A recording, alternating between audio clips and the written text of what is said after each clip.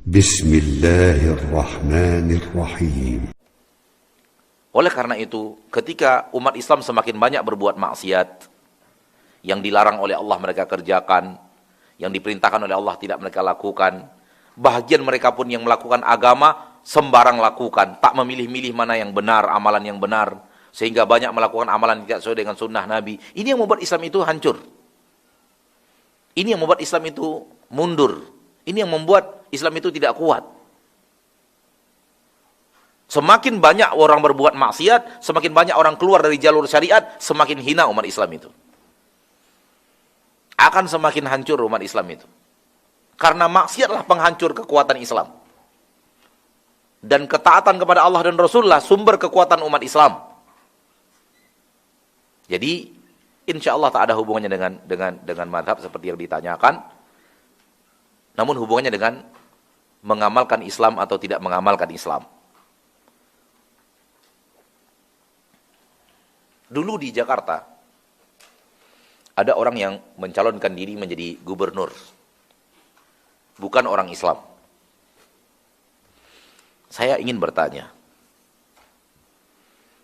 kenapa dia beraninya di Jakarta? Sekiranya orang seperti itu mencalonkan diri untuk menjadi gubernur di Sumatera Barat, bisa nggak?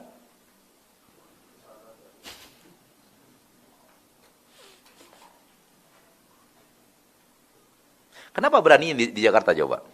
Kenapa Allah takdirkan? Allah pasti Allah yang ngatur kan? Pasti Allah yang berbuat, no?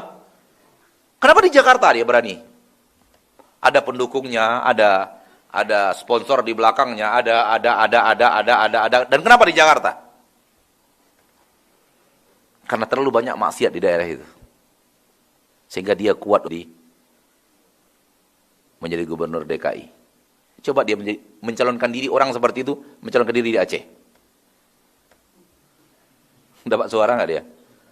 Misal, itu misalnya saja Pak. Kenapa dia kuat? Ya karena umat Islam.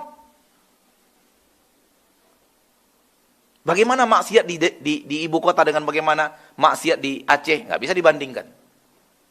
Saking banyaknya maksiat yang terjadi di ibu kota. Dan maksiat-maksiat itu yang membuat umat Islam di sana lemah. Ketika mereka lemah, di luar Islam jadi kuat. Jadi, ketika kita berbuat maksiat, meninggalkan agama, meninggalkan syariat,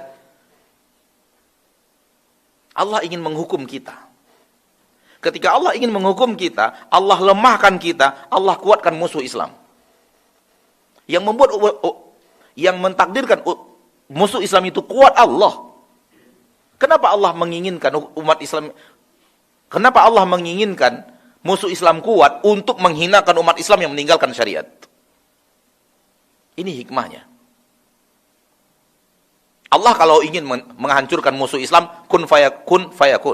Tinggal selesai urusan, habis. Betul tidak? Namun Allah masih membuat mereka berjaya. Masih membuat mereka semena-mena. Masih membuat mereka semakin lama semakin kuat. Seperti yang Bapak katakan tadi.